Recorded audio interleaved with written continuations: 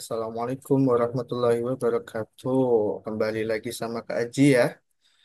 Sekarang kita akan membahas untuk soal tryout penyisian KMNR part 2, yaitu nomor 11 sampai 20. Oke, langsung saja kita ke nomor 11. Oke ya, nomor 11, perhatikan operasi di bawah itu ya. K, M, N, R, dan P mewakili angka yang berbeda, dan P adalah bilangan ganjil. Maka nilai dari K ditambah P ditambah M tambah K, M, N, R dikurangi 13. Oke, yang pertama, karena K, P, M, dan 957 itu adalah bilangan 3 angka, jelas K-nya 1. Gitu ya. Kenapa? Karena kalau misalkan kita mau menghitung nilai maksimalnya, ya, untuk nilai maksimal bilangan 3 angka kan 999, 999 kita jumlahkan hasilnya 1998. Ini maksimalnya. Sehingga jelas K-nya pasti 1. Gitu ya. Jadi kita kunci K-nya adalah 1. Oke? Selanjutnya, K ditambah 9 itu bisa jadi 0 atau 1. Tetapi karena K-nya 1, maka M-nya 0. Kok bisa? Karena tadi K-nya 1 ya. 1 ditambah 9 itu 0. Tapi kok bisa atau 1? Bisa jadi P ditambah 5 itu lebih dari 10. Begitu ya. Jadi kalau P ditambah 5 lebih dari 10, artinya M-nya bisa jadi 1. Ya, kalau begitu, karena K-nya sudah ada 1, maka M-nya harusnya 0. Selanjutnya, nah, kita lihat ke angka satuan. M ditambah 7 sama dengan R. Karena kita sudah punya M-nya sama dengan 0, gitu ya. Nah, jadi 0 ditambah 7 sama dengan R. Sudah jelas R-nya sama dengan 7. Setelah itu, kita mencari nilai P dan N. P ditambah 5 sama dengan N. Kenapa P-nya langsung 2? Karena K-nya sudah 1 dan M-nya sudah 0. Jadi P-nya langsung 2. Kalau P-nya 2, N-nya 7. Nah, kalau P2 N7 ini tidak mungkin. Kenapa? Karena di sini R-nya sama dengan 7. Berarti ini salah. Kalau P-nya 3, N-nya 8. Gitu ya. Kalau P-nya 4, N-nya 9. Nah, karena P-nya ganjil, jadi P-nya itu harus sama dengan 3. N-nya 8. Jadi K ditambah P ditambah M tambah K, M, N, R lagi dikurangi 13. 1 ditambah 3. Oke ya. P-nya 3. Kemudian ditambah 0. Ditambah 1. Oke, dan seterusnya jadi jawabannya adalah 7. Oke, sampai sini bisa dipahami ya adik-adik. Selanjutnya, untuk nomor 12. Oke. Pipa pertama dan pipa kedua dapat mengisi tangki secara terpisah, berturut-turut selama 10 menit dan 15 menit. Jika pipa ketiga digunakan secara bersamaan, dengan kedua pipa tersebut, maka tangki yang dapat terisi dalam waktu 4 menit. Yang pertama, waktu pada pipa pertama itu 10 menit. Artinya dalam 1 menit, pipa satu mengisi 1/10 bagian. Gitu ya. Pipa 2 15 menit. Dalam 1 menit, pipa 2 mengisi 1/15 bagian. Pipa 3 kita misalkan dulu, P menit. Artinya dalam 1 menit, pipa 3 itu mengisi 1/P bagian. Nah, waktu 3 pipa digunakan, ketiganya digunakan, waktunya 4 menit. Artinya dalam 1 menit, semua pipa itu bisa mengisi 1/4 bagian ketika digunakan bersama. Jadi 1/4 itu sama dengan 1/10 ditambah 1/15 ditambah 1/P, gitu ya. Kita samakan penyebutnya, kita buat per 60 ya. Jadi 15/60 itu sama dengan 6/10 ditambah 4/10 ditambah 1/P. Sehingga 1/P itu sama dengan 6 per, oh, maaf, 5/60. Atau P-nya kalau disederhanakan ya 60 dibagi 5 sama dengan 12 menit. Oke ya, jadi waktu mengisi tangki dengan menggunakan pipa ketiga adalah 12 menit. Jawabannya yang C. Oke ya, selanjutnya di nomor 13, oke, perhatikan gambarnya. AB sama dengan AC. Artinya sudut ABC ya sama dengan sudut ACB. Oke, kita kasih tanda dulu. ABC sama dengan sudut ACB. Oke ya. Kemudian AD sama dengan DE, maka sudut DAE sama dengan sudut DEA. Kita kasih tanda silang. Oke, yang kedua segitiga ABC siku-siku sama kaki nih. Karena siku-siku sama kaki, artinya di sini segitiga ABC ya siku-siku di titik A. Oke ya, siku-siku di titik A, artinya di sini sudutnya ABC, oke, sama dengan sudut ACB itu 45 derajat. Kemudian di sini diketahui sudut BAD 20 derajat. Kalau kita tulis di sini, ini 20 derajat. Jadi sudut DAE dan sudut DEA ini adalah 90 derajat dikurangi 20 derajat. Masing-masing 70 derajat. Jadi X itu sama dengan 70 derajat. Oke ya. Jadi di sini 70, di sini 70, ini 45, di sini 45. Kita ingin mencari sudut CDE. Oke. Coba perhatikan di sini pada segitiga CDE ya. Perhatikan di segitiga CDE. Oke. Dalam segitiga CDE, sudut D ditambah sudut C ditambah sudut E itu sama dengan 180 derajat. Kemudian perhatikan dari garis AC itu ya. Sudut DCE ketika kita tambahkan dengan sudut DEA ini sama dengan 180 derajat. Sudut DCE itu yang mana? Sudut DCE itu adalah yang kita sebut dengan sudut C. Oke ya, sudut C yang di atas. Oke ya, DCE dengan sudut C ini sama. Oke, artinya di sini, ya, artinya di sini sudut DEA itu sama dengan sudut D ditambah sudut E. Sudut DEA sama dengan sudut D ditambah sudut E. Oh, maaf, sudut D ditambah sudut C ya. Bentar, kita hapus dulu.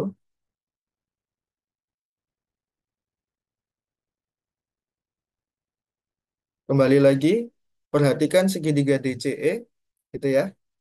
DCE, D ditambah C ditambah E sama dengan 180 derajat. Kemudian di garis AC, DCE, gitu ya. Oh, bukan DCE ini, mohon maaf. Ini harusnya DEC ya, kebalik. Oke. Ini DEC, ditambah sudut DEA. Jadi, sudut DEC ini sama dengan sudut E yang ada di atas. Oke ya, sehingga di sini sudut DEA itu sama dengan sudut D ditambah sudut C. Sudut DEA di sini 70 derajat. Oke, sedangkan sudut D kita tidak tahu. Ini yang dicari sudut D ditambah sudut C 45 derajat. Sehingga di sini sudut D jelas sama dengan 25 derajat. Oke, jadi jawabannya adalah 25 derajat.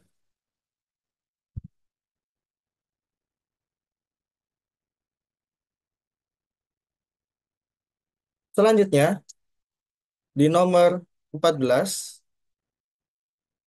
banyak faktor dari 2025 selain 1 dan 2025. Ini Kak Aji kasih dua cara. Cara yang pertama, gitu ya, kita tuliskan semua faktor positifnya ya. Oke, 1, 3, 5, 9, dan seterusnya. Ini semuanya ada 15. Tetapi kita tidak perlu menghitung yang 1 dan 5. Oke ya. Kita tidak perlu menghitung 1 dan 5. Sehingga 1 dan 2025 ya. Maaf. Sehingga untuk 1 dan 2025 tidak perlu dihitung. Artinya, yang selain 1 dan 2025 ada 13. Itu cara pertama. Sedangkan cara kedua, di sini kita ada menggunakan faktorisasi prima dari pangkatnya. Gitu ya. 2025 itu sama dengan 3 pangkat 4 dikali 5 pangkat 2. Sehingga banyak faktor positif dari 2025 itu dari pangkatnya. Gitu ya. Pangkatnya di sini 3 pangkat 4. Ingat, ini harus bilangan prima ya. Jadi 3 pangkat 4. Kita ambil pangkatnya. Kita tambahkan dengan 1. Kemudian kita kalikan. 4 ditambah 1 dikali 2 tambah 1 sama dengan 15. Selain 1 dan 2025, maka ada 13. Sama ya. Begitu untuk nomor 14. Selanjutnya, untuk nomor 15, banyak pasangan M dan N positif ya, dengan N bilangan ganjil. Yang pertama, kita bisa sederhanakan terlebih dahulu untuk pecahan ini. Kita samakan penyebutnya ya.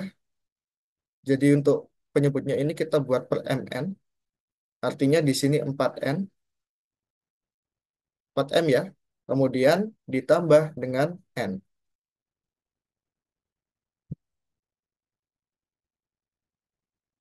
Oke, sama dengan 1/12. Kemudian kita bisa kali silang. 48M ditambah 12N sama dengan M dikali N.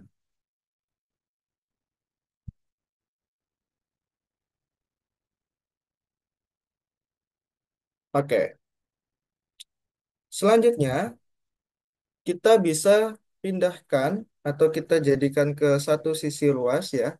Kita punya MN dikurangi 12 dikurangi 48M, ini 12N maaf, sama dengan 0. Kalau kita faktorkan ya, oke, MN dikurangi 12, oke ya, ini sebenarnya kalau kita faktorkan, MN dikurangi 12N dikurangi 48M, kemudian ditambah 576, ini adalah hasil dari pengkalian M dikurangi 12 dikali N dikurangi 48. Oke, karena tadi nilai dari MN dikurangi 12N dikurangi 48M ini sama dengan 0, maka nilai dari N dikurangi 12 dikali N dikali 48 itu adalah 576. Oke ya, selanjutnya N adalah bilangan ganjil. Ingat ya, ganjil dikurangi genap itu selalu ganjil. Oke ya, kita cari pasangan hasil perkaliannya 576, tapi salah satunya itu harus ganjil. Kenapa kok kita tulis ganjil kurangi genap sama dengan ganjil? Ya, karena perhatikan M dikurangi N di sini. Ini adalah M-nya kita tidak tahu ya, tapi dikurangi 12. N-nya juga dikurangi 48. Jadi keduanya ini adalah genap. Oke ya, keduanya ini adalah genap. Makanya kita harus perhatikan bahwa ganjil dikurangi genap itu pasti ganjil. Oke, 576 untuk yang ada faktor ganjilnya adalah 576 dikali 1 atau 192 dikali 3 atau 72 kali 9. Jadi N dikurangi 48 itu bisa 1, bisa 3 atau 9. Jadi banyak N yang memenuhi ada 3. Oke ya. Jadi ketika N dikurangi 48, jadi kita tulis di sini N-nya bisa 49 atau 51 atau 57. Ada 3. Gitu ya. Selanjutnya, nomor 16. Oke. Paman membeli beberapa bungkus kelereng dengan setiap bungkus terdiri dari 6 buah kelereng. Oke ya. Kelereng tersebut dibagikan ke keponakannya. Ada Abdi, Budi, Ciko, dan Didi, A, B, C, D. 5/18 untuk Adi, 3/13 dari sisanya, hati-hati ini dari sisa, untuk Budi, 7/10 dari sisanya kembali, ya, dari sisanya lagi, itu untuk Ciko, sedangkan yang tersisa untuk Didi. Yang pertama kita buat 18 kotak. Dari mana? 18 kotak ini kita dari 5/18. Oke ya, karena pecahannya adalah 5/18 penyebutnya. Oke, untuk Adi 5/18. Oke ya, 5/18. 5 dari 18. Untuk Budi, karena sisanya sudah ada 13 kotak, gitu ya. Budi di sini sisanya 13. Oke, jadi untuk Budi 3/13. Oke, yang bawah. Kemudian sisa yang kedua. Sisa yang kedua setelah dikurangi Budi, ternyata ada 10 kotak. Itu ya, sisa yang kedua di sini ada 10 kotak. Sehingga Ciko 7/10, sisanya 3 kotak. 3 kotak itu sama dengan 12 butir. Artinya di sini 4, 4, dan 4. Satu kotak itu sama dengan 4 butir. Sehingga kalau ingin mencari yang dibeli paman, itu ada 72 butir. Artinya kalau satu bungkus, ya, oh maaf, di sini ada kekeliruan. Satu bungkus itu 6 butir ya, maaf. Typo, satu bungkus sama dengan 6 butir. Oke, maka banyak bungkusannya ada 12. Oke, jawabannya tetap yang benar adalah 12. Yang A.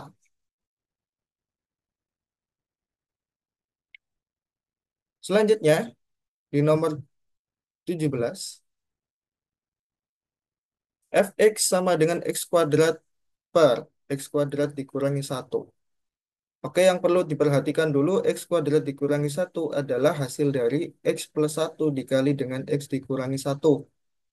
Oke ya, sehingga kalau kita mau mencari f dari 50, itu pembilangnya 50 kali 50 dibagi 51 dikali 49.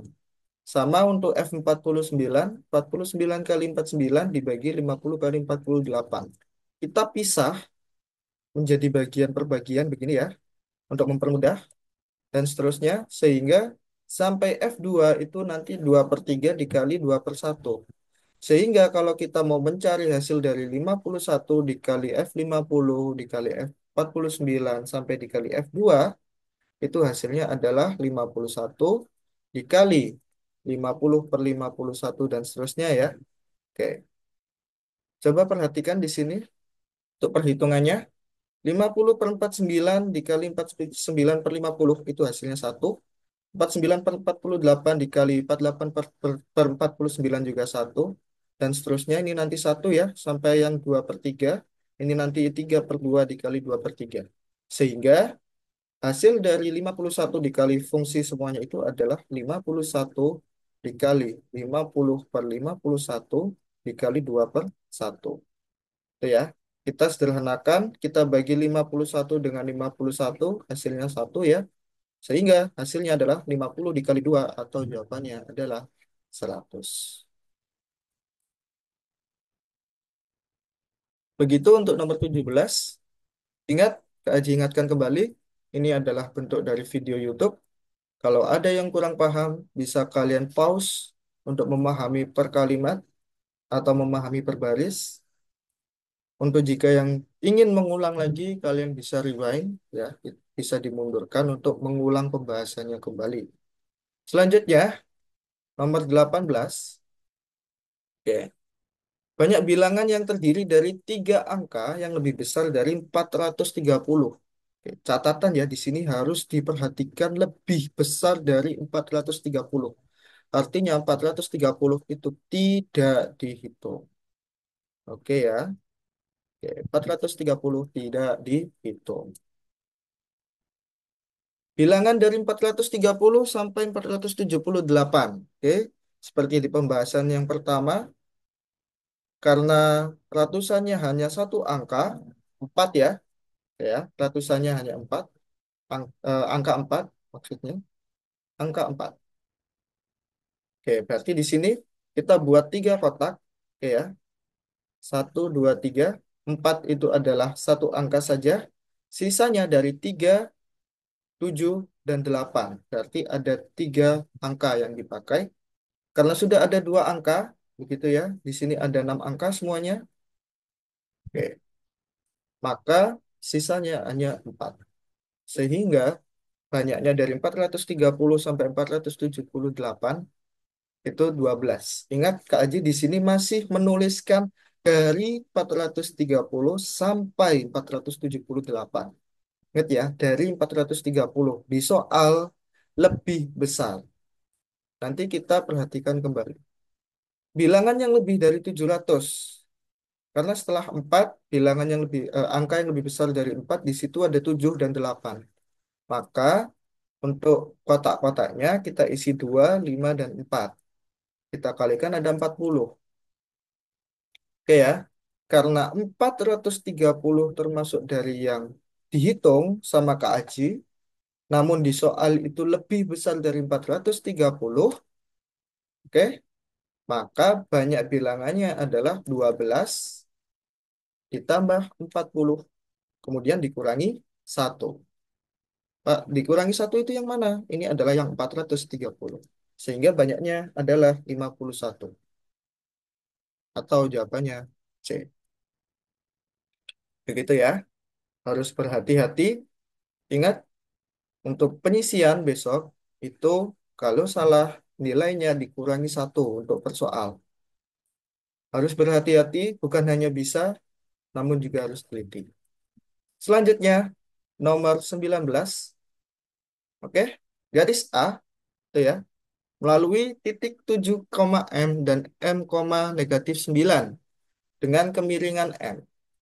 Apa itu kemiringan? Kemiringan adalah gradien. Itu ya. Di persamaan garis, kemiringan adalah gradien. Apa itu gradien? Gradien itu adalah delta Y per delta X. Apa sih delta Y itu? Delta Y kita bacanya adalah selisih nilai Y. Artinya kalau delta X adalah selisih nilai X. Ingat, selisih itu bisa Y yang kedua dikurangi yang pertama dibagi X kedua dikurangi X pertama. Atau Y pertama dikurangi Y kedua dibagi X pertama kurangi X kedua. Harus setempat, gitu ya. Kalau duanya dulu, satunya belakangan, X sama Y. Kalau satunya dulu, oke ya, Y-nya belakangan, berarti Y2-nya belakangan, berarti untuk penyebut X1 dulu, baru X2. Sedangkan Kak Aji di sini mau menggunakan yang mana? Oke, kita gunakan yang mana? Kita catat dulu, ini adalah X1, M-nya adalah Y1, kemudian di titik kedua, ini adalah X2, dan ini adalah Y2. Gitu ya. Nah, kaji gunakan yang Y1 dikurangi dengan Y2, ya, kaji gunakan ini. Kemudian dibagi X1 dikurangi X2. Y1-nya tadi M dikurangi negatif 9, maka nanti menjadi M ditambah 9 ya. Kemudian kita kalikan silang, M dikali 7 dikurangi M. Kita punya 7M dikurangi M kuadrat sama dengan M ditambah 9. Oke. Kalau kita jadikan satu ruas, kita punya M kuadrat dikurangi 6M, oke, ditambah 9, sama dengan 0. Itu ya. M kuadrat dikurangi 6M ditambah 9 itu merupakan hasil dari M dikurangi 3 pangkat 2, sama dengan 0. Karena M dikurangi 3 pangkat 2 itu sama dengan 0, artinya M-nya sudah pasti 3. Jadi jawabannya adalah, maaf, jawabannya adalah yang C. M-nya adalah 3. Begitu ya. Terakhir, nomor 20 untuk di sesi ini, perhatikan gambarnya. Banyak segitiga yang bisa dibentuk dengan 3 titik. Oke. Segitiga membutuhkan 3 titik. Pada gambar, ini yang harus kita catat, tidak ada 3 titik yang sejajar. Kalau ada gimana? Kalau ada, itu yang berbeda cara. Kalau tidak ada, caranya hanya langsung menggunakan kombinasi gitu ya. Untuk membuat segitiga dari titik, 8 titik gitu ya. Maka kombinasi 3 dari 8 atau C83 itu adalah 8 faktorial dibagi 8 kurangi 3 faktorial dikali 3 faktorial. Kalau yang belum tahu, ini adalah rumus kombinasi. Jadi CNR itu sama dengan N faktorial dibagi N dikurangi R faktorial, kemudian dikali dengan 3 faktorial. Ups, maaf. Dikali dengan R faktorial.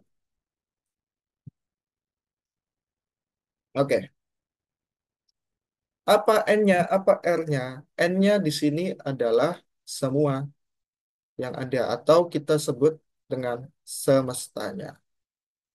Oke ya, sedangkan R-nya di sini adalah yang diminta. Apa yang diminta? Yang diminta kita hanya menggunakan 3 titik saja karena untuk membuat 3 segitiga. Oke ya, sedangkan di sini N-nya 8, R-nya adalah 3. Oke, kita lanjutkan. 8 faktorial itu 8 kali 7 kali 6 kali 5 kali 4 kali 3 kali 2 kali 1. Oke ya, di sini Kak Aji singkat. Oke, 8 kali 7 kali 6 kali 5 faktorial ini adalah sama dengan 5 kali 4 kali 3 kali 2 kali 1. Itu ya, sama juga ini. Maka kita sederhanakan, kita bagi hasilnya 1. Kemudian untuk 6 dibagi dengan 3 dan 2 hasilnya juga 1. Maka kombinasi 3 dari 8 adalah 56. Ya, jadi banyaknya cara ya untuk membuat segitiga dari titik-titik yang ada di gambar, ada 56 cara. Oke. Begitu ya untuk pembahasan pertemuan atau part kedua ini. Terima kasih. Semoga bermanfaat untuk adik-adik dan bisa menjadi sebagai landasan atau dasar yang bisa dipegang untuk persiapan penyisian KMNR tanggal 12 besok. Oke, sekian dari Kak Aji. Terima kasih. Assalamualaikum warahmatullahi wabarakatuh.